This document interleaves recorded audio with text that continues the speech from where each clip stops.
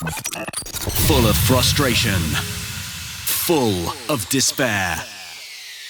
Two British football fans have had enough.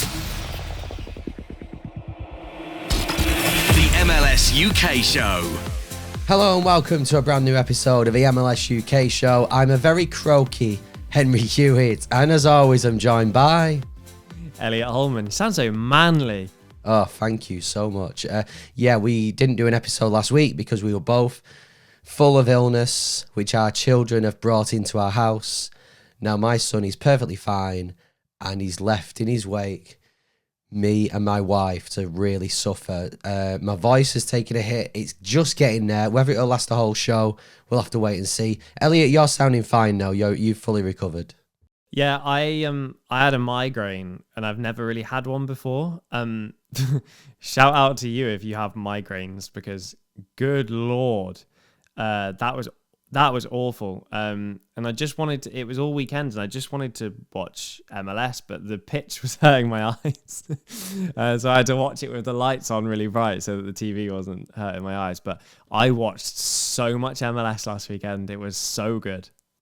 Well, I watched quite a bit. I do feel sorry for you, though. I've never had a migraine, but they do feel like they are going to be worse than what I've got.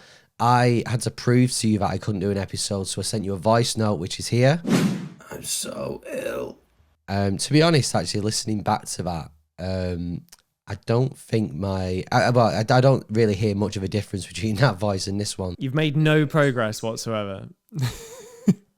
I'm just a bit bored this week, so I thought, well, we'll just do an episode. But there you go.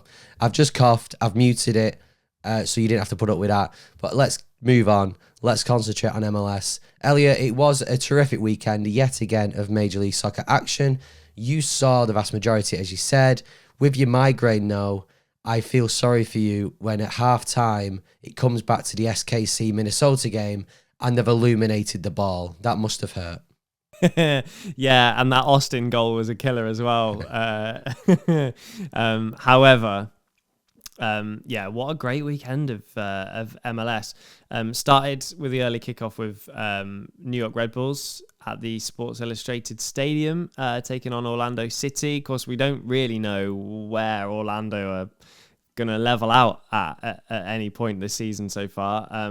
Currently got a big 4 points, and they took the lead, and I felt good, and then they let it slip, which is pretty standard. But I enjoyed that game nonetheless, and I've watched quite a bit of New York City so far. New York Red Bulls. Oof, I'll be in trouble for that. And they look just as up and down as Orlando. So maybe that 2-2 result was fair. Yeah, you're right. But what I will say about both teams, in particular Orlando, is you are the entertainers so far this season. I think you scored 9 but conceded 10. So from a neutral point of view, thank you so much to Orlando, because your games are entertaining. Yeah, well, we had to do something because we knew DC and Montreal were going to let us down a little bit later on, a few hours afterwards. Still seeing some 0-0s. Feels like more than normal. I don't know if that's factually correct, but it certainly feels like they're cropping up a lot. Yeah, they are, and we need to do something about that. So MLS and Apple TV. I mean, Apple TV don't want to see it. Maybe they can add some sort of sudden death, MLS old school penalty kind of stipulation to the matches to make sure you don't end 0-0. We didn't come to MLS and watch it for 0-0. So can you stop that, please? But one of the teams actually to blame for maybe a lack of goals is St. Louis City. And I wanted to start here really with an apology, because at the very start of the season, we said that Olaf Melberg's St. Louis City, it's going to fail. I said, and I will hold my hands up, I said I'd be surprised if Olaf Melberg lasts the season.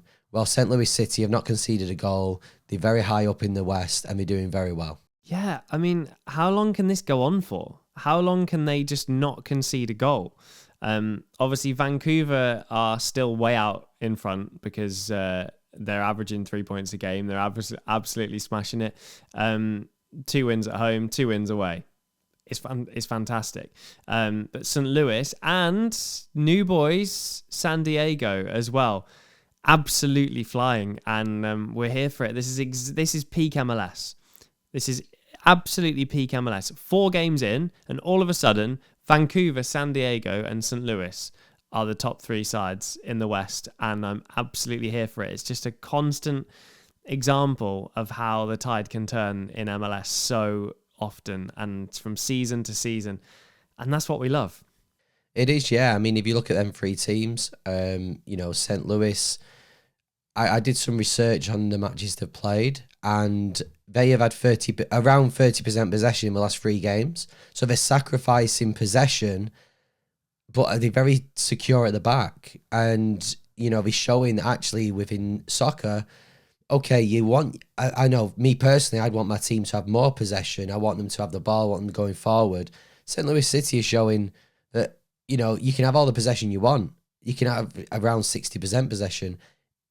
You've got to score against us, and that's what teams aren't doing at the moment against St. Louis. San Diego, great start for them. Good draw at home to Columbus. Okay, they'd probably have felt they should have maybe won that game, especially against 10 men, but they're showing signs of being secure. And another team who at the start of the season, we said, just enjoy yourselves. It doesn't matter. Just don't be embarrassed, and they're not being embarrassed right now. And Vancouver, you said there, Vancouver have had such a terrific start to the season. I feel when you look at the other teams who were having a good start, you're looking at Philadelphia's, LAFC's, these teams have all now dropped points. These teams have all had sort of a sticky game or two. Vancouver are already 4 points clear of the West. They're smashing it. They're having such a great season, and they are the only second team in 12 years to win their first 4 matches, which I'll be honest, again, I like Vancouver. I've got a soft spot for Vancouver. New head coach, if you'd have said to me at the start of the season, there's going to be one team that wins 4 out of 4, I would not have said Vancouver. No, I wouldn't have said Vancouver, although I like what they're doing, and I like that, they've been really good to watch, and they were much, much improved last year versus what we've come to expect. I think all eyes on Vancouver and just how good they can be. How far can they take this? Because it's a formidable start. But yeah, shout out to all the teams that are starting to show that they're going to be a little bit of a force this year. Miami included. They are top of the East, but they haven't got quite as good a record as those in the West. No, they have played 4, won 3 and drew 1, so we will give them credit. They have had a terrific start, but you're right, that first draw against New York City FC's meant it's not perfect, but maybe that was a good thing. Maybe if Miami were winning games like Vancouver have and won 4 out of 4, the pressure's on them a lot more. People are like, well, can they go and win the whole season? Can they win every game? Yet now, they obviously can't do that. They can finish unbeaten, but maybe it takes the pressure off them. A win at Atlanta last weekend. This was the main game on Apple TV's Sunday Night Soccer. You watched it. What did you make of it? Obviously, I'm an Atlanta fan. I was disappointed with the result. But going off some of the reaction, people are saying Atlanta shouldn't be too disappointed with the performance. No, I agree. I mean, it was a fantastic game to watch. There was, in fact, 3 really good games on Sunday. Philly and Nashville, Portland and LA Galaxy, and Atlanta, Miami. Watched all 3 of those back to back. There's like 6 hours of soccer. I was in heaven till I had to get up for work 3 hours later. And the Atlanta game, for me, that stadium just creates a spectacle. Miami had Messi playing, which hasn't been the case for most of the season so far. They've got a lot of games. They've played a lot of games in just a few weeks. And what's amazing me is it's Busquets, it's Alaba, it's Suarez playing every single minute. It's incredible. One thing I wanted to bring up was Luis Suarez. It's amazing that he is getting the minutes that he's getting, considering the problems that he's had, considering his age, where he is in his career. No one doubts that he's an incredible player, but there's been quite a few moments for me where Suarez, a player I like and a player I respect, has looked like he's just completely forgotten how to shoot at the target. I don't know if you've noticed this, but I've backed him in the last couple of games. I've backed Suarez to have a shot on target as part of an accumulator in a bet. So you're just watching that a little bit more closely, you know. And the ball's arrived at his feet 6-7 times and he's got nowhere near the target. And I'm like, is that Luis Suarez I'm looking at? He's dropping deep. He's receiving the ball. He's laying it off. He's bringing Messi into the game. He's even bringing Busquets into the game. Laying off to Alba on the left hand side. Don't get me wrong, the performances are there, but the finishing, Luis Suarez, come on, brother. What do you think? Do you think MLS defenders have got better? Do you think that Suarez, maybe his age is catching up with him? He's not as sharp as what he was? Because to me, Luis Suarez actually is still outlasting the expectations I had of him when he first signed in MLS. All these minutes he's playing. Is he playing too much? Does he need a bit of a rest? Potentially, yeah. I think that is probably the case. For me, MLS defenders are getting better, 100%. That's not relevant in this scenario. These are these are big chances he's getting. That's not relevant necessarily to defenders. He's just lacking a little bit of composure, maybe. But that will come. Maybe he doesn't need a break. Maybe he just needs more game minutes under his belt. But of course, he's surrounded by incredible players, so there's not a huge amount of pressure on him to be scoring goals.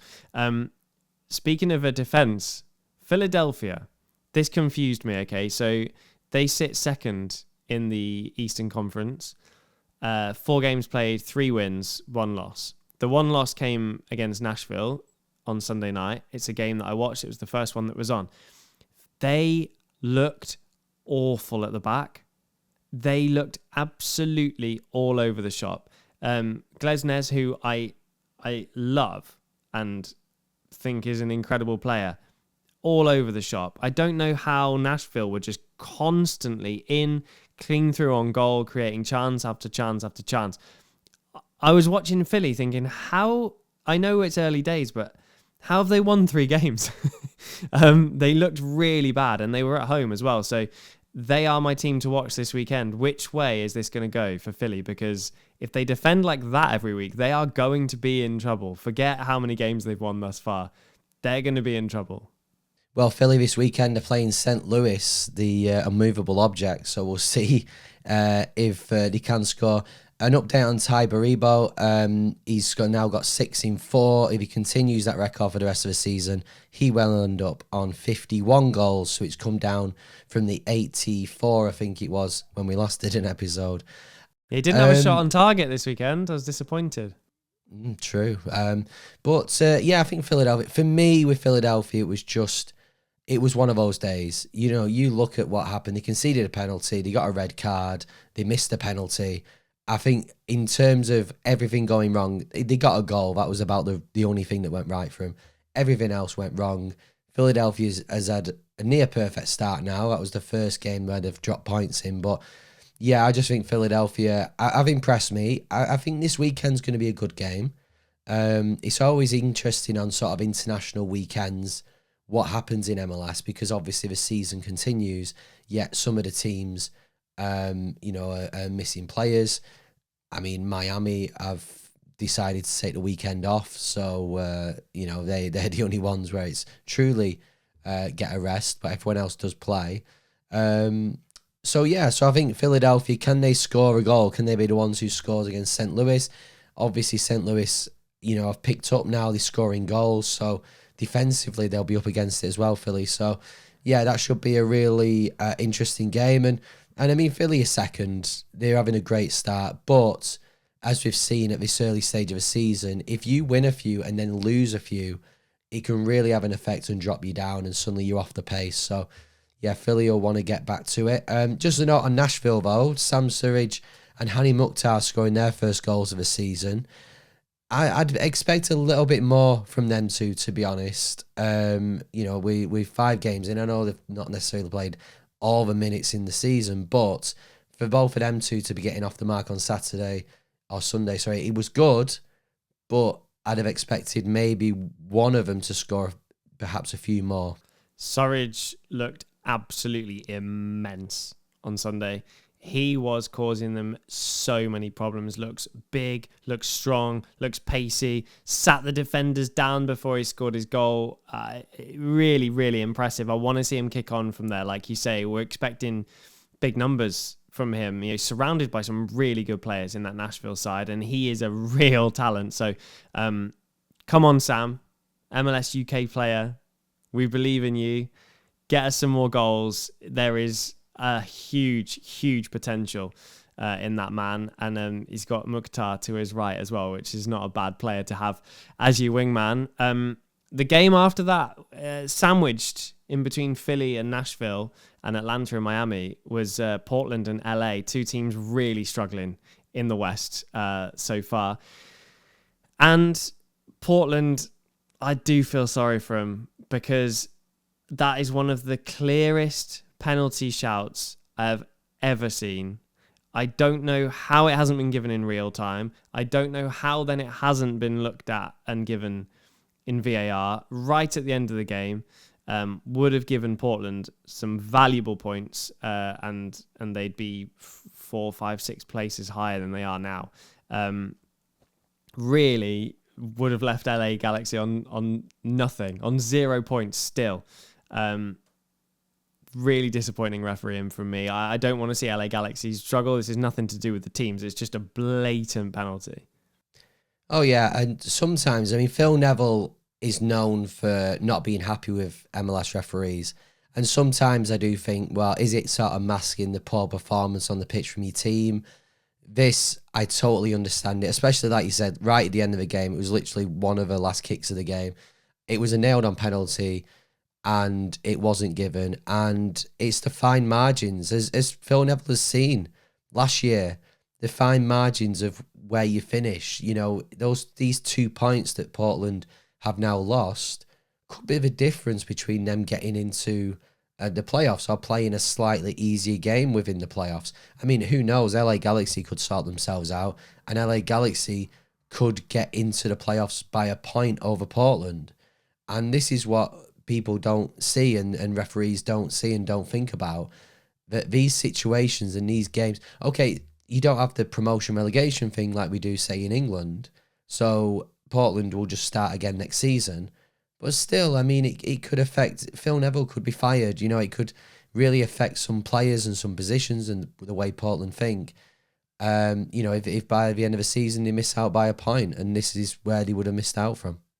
Yeah, crazy defending from LA Galaxy, who got themselves back into the game after they'd been struggling, and we're in the ascendancy. So for that tackle to even be put in is just insanity. But they got away with it, and Phil Neville was probably the most irate I've ever seen him. They kept leaving the microphone near him, and I was like, you're going to want to just turn that off, to be honest. Just turn that off. But a great weekend of MLS. I like that they're spreading the games out a little bit more on Apple TV. So, I managed to watch a good, 5, 6 games, which is fantastic. So more of that, please. Yes, and before we look at some latest news in MLS, there is one match I really want to talk about, and one team in particular, and that's SKC.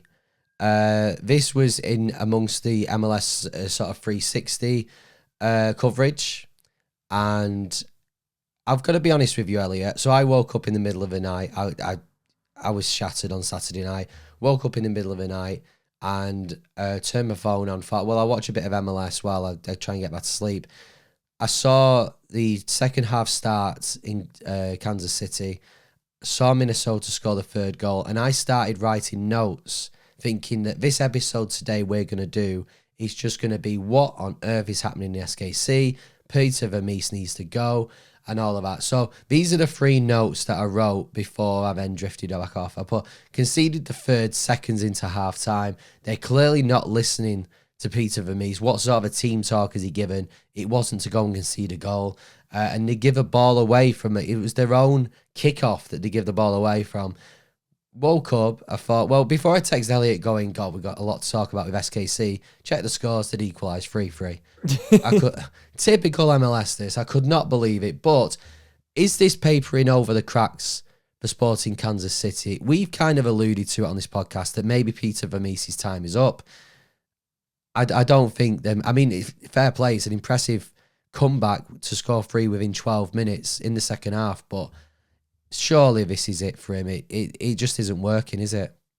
Well, I saw Joveljic score the equalizer and just thought, yeah, you look at LA Galaxy who have let him go, playing Miguel Berry up front, and it's not working out whatsoever. Like, that is a man who Galaxy could do with right now, but luckily he's at SKC, pulling them back into the game. The thing is, when you go 3-0 down and you pull it back to 3-3, I think there's the initial like, oh, that's incredible. And then it's like, wait a minute, but we were 3-0 down. Like, you're not going to pull that back every single week. So they really still do have work to do. And I think all of your notes are probably still really relevant.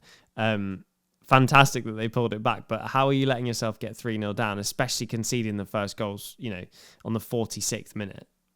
Yeah. It was just, it baffled me. When I watched it, I thought I was still dreaming. I thought I was having a fever dream. I was like, did I have cheese before I went to bed?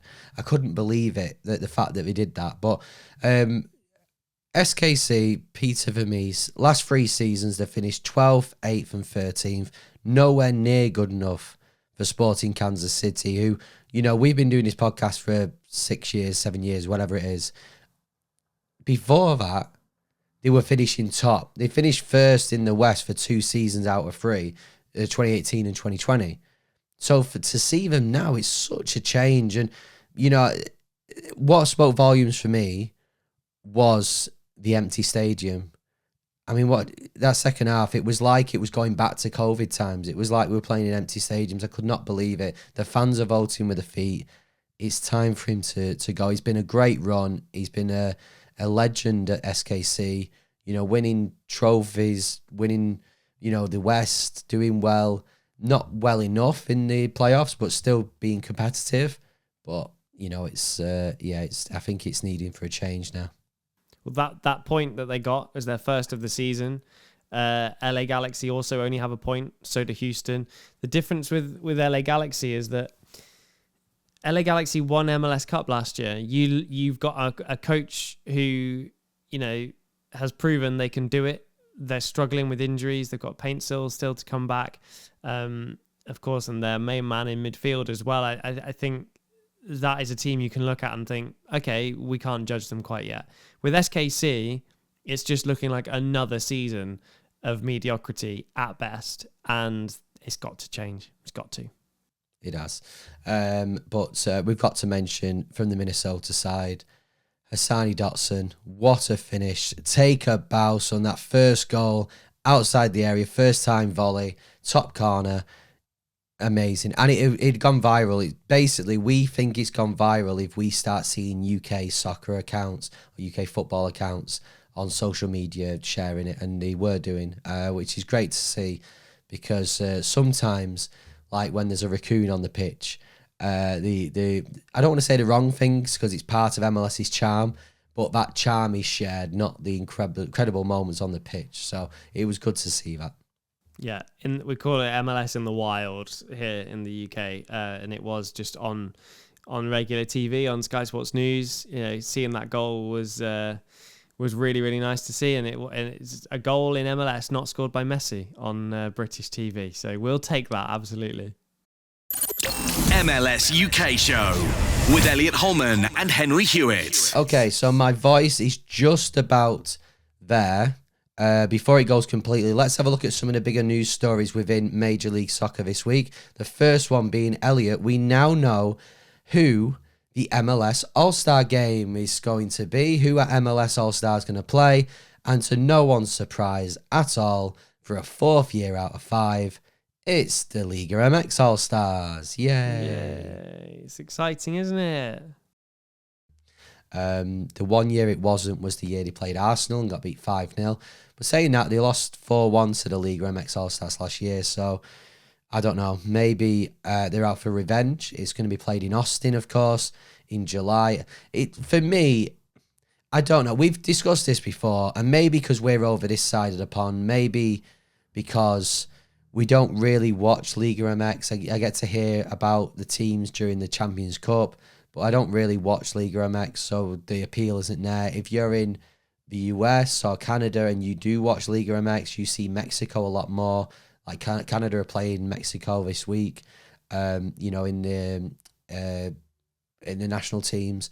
So maybe it's more of an event. For us here in the UK, us MLS fans, I don't know. It's just, I suppose Sergio Ramos will be playing this time, so there's something for us.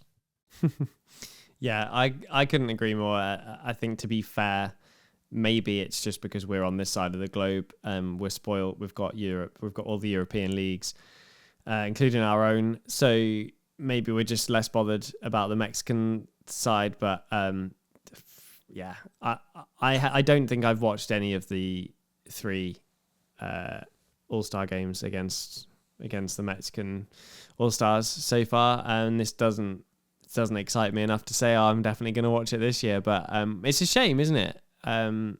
Because peak MLS for me was when they were playing Tottenham and Arsenal and stuff like that back in the day. But there'll be a reason for it. There will be a lot of marketing. I feel like MLS is really locked in a battle with Mexico at the minute in terms of marketing, becoming the biggest league over on that side of the world. So I understand it, but yeah, aside from Sergio Ramos, are we excited? Who else are we going to get to see? No idea. Well, speaking of MLS and Liga MX being locked in a battle, that takes us to the Champions Cup and the quarter-final stage. Now, we've been updating. I mean, you'll all probably know what's going on, but this is for anyone a casual MLS fan who watches this show. So the Champions Cup has got to its quarter-final stage, and we've got 4 MLS teams versus 4 Liga MX teams. So Club America v Club Azul, that's the All-Mexican one. You've then got LA Galaxy versus Tigres, which would be a great game. Vancouver, who have done very well to get to this stage, versus Pumas. And LAFC versus Inter Miami, which is going to be one hell of a game. Will Ferrell has already been on trying to drum up support for LAFC for that one. These are 2-legged, so MLS really have a chance this year, don't they? And I say that, and again, the casual fan will look and go, well, of course they've got a chance. Who are they facing? But Mexico have such a dominating record in the Champions Cup. MLS only won it, once, maybe twice in the last 20-odd years, whatever it is. MLS do have that chance this time, and especially in Inter Miami with Messi. But for Inter Miami, it's probably one of the toughest games for them, isn't it, LAFC? It is. It's almost a shame because you want to send your best teams to go and face the Mexican sides, but instead they're facing each other. And we're sending the team in the best form in Vancouver to Pumas, which is, if you had to pick a team to go and represent you, it would be the team that have won 4 from 4 and only conceded 2 goals this season, scoring 9. Vancouver, can they do it? I wish them the best of luck. I really, really think they've got a chance. Me too. Right, the next news story is your favourite MLS head coach, Dean Smith, has signed a new contract at Charlotte till 2027. Regular listeners to the MLS UK show will know that from his time it was a marriage made in hell, managing Norwich City, Elliot's team in the UK. Elliot's not the biggest fan of his, but he's doing very well at Charlotte, so he does deserve this new contract. Even you must admit that. Yeah, no, agreed. No, I mean, we love MLS, and I don't have anything against Charlotte, but they're not operating at a level that is similar to Aston Villa in the Premier League or Norwich City in the Premier League. It's different, and it obviously works for him a little better. You won't find a Norwich fan that has a good word to say about Dean Smith because he just did. I don't feel like he kind of really knew what he was doing and what he set out to achieve. At Charlotte, it's a different story, and credit to him. Wilfried Zaha's come in as well, and is going to be an unbelievable signing for Charlotte, I think. And sign a new contract while you got it good. Yeah, it sure is for him. Right, last bit of news story, and this is a really interesting one, actually. It doesn't affect MLS, and I'll be honest, I don't think it will do in the future, but it's been announced this week that the USL has announced that they are going to be doing promotion and relegation. So this is a new thing for US soccer. It's been met with, I don't want to say a mixed reaction, because I think the majority of it is actually positive of what I've seen. A few people questioning, will this impact MLS? Will this then lead MLS to start with promotion relegation? Personally, I don't think it will. What do you think? I don't think MLS will be influenced by the USL. I've said before I would like to see promotion relegation in MLS, and I saw I heard Wayne Rooney talking about it just the other day, actually, on Gary Neville's podcast, saying, you get to a point in the season where you've got nothing to play for. What's the point? And it's completely correct, and we're just not used to that.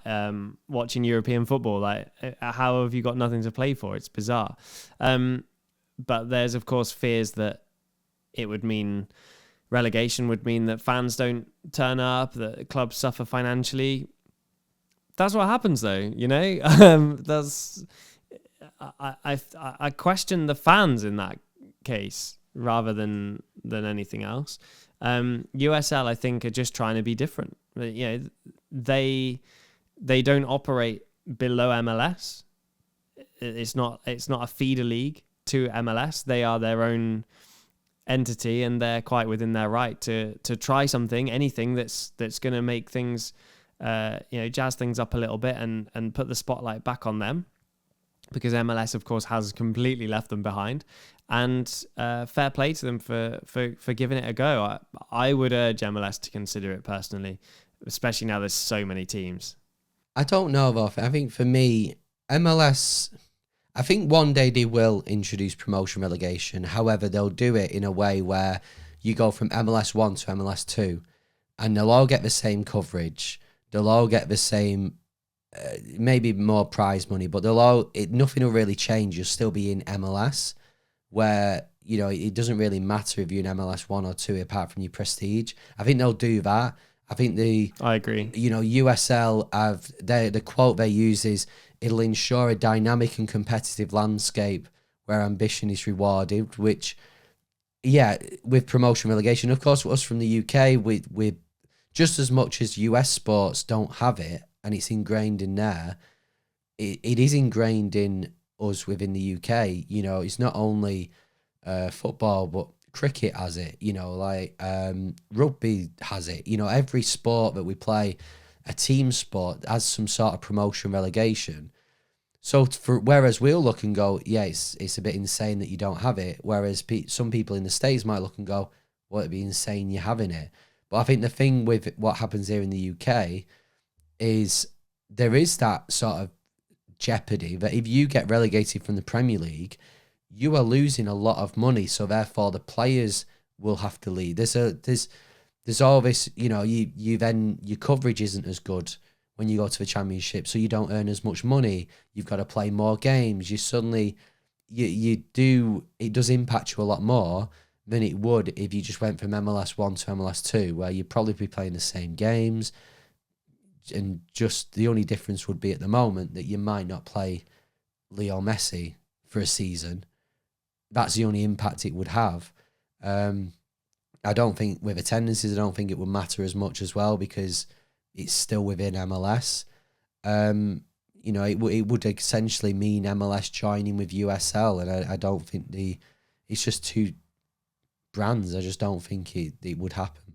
Yeah, I agree. I think MLS 1, MLS 2 is feasible, but it's not happening. It's going to be USL instead that are taking that plunge, and we shall watch on with intrigue, and our colleagues at the USL UK Show will have to keep us up to date. Yeah, I don't think that exists, but that's why we've had children, Elliot, because one day they will take on the baton and do it themselves. Right, well, that's almost it from this episode of the MLS UK Show. My voice has only just survived. Thanks very much for listening, and I truly mean that, because I'm on holiday next week, so we might not do an episode, so I thought we'll get on this week, but my voice is as croaky as it's ever been. My eyes are bloodshot because hay fever has started. My allergies have started because it's getting into spring. it's been an episode and a half, and now my wife has just texted me to say that the Chinese takeaway is shut tonight. So we're going to have fish fingers out the freezer. So it's been one of those days, but it's been an MLS UK show. So if you're watching on YouTube, apologies for my bloodshot eyes, but please like the video, subscribe to the channel, leave a comment on this video on anything we spoke about today, or if you just want to comment on my appearance or Elliot's appearance, but please do it in a positive way. We are a bit delicate at the moment. But if you are listening on your podcast provider, then we really appreciate if you subscribe to us, follow the MLS UK show on your podcast provider, and if you've enjoyed this episode, then leave a rating. But Elliot, there is one rule and one rule only. Yes, much like Henry's Chinese takeaway that's closed, 5 stars only. Believe me, it isn't. More like high 3s, low 4s. So hopefully this podcast has been better. Right. Again, I've just coughed. I'll mute that. I'm off to rest my voice. I'll be back next time. We'll be back next time. But until then, I've been Henry Hewitt. And I'm fine. I'm Elliot Holman. I'm good to go. But we'll see you again soon, and get well soon. See ya.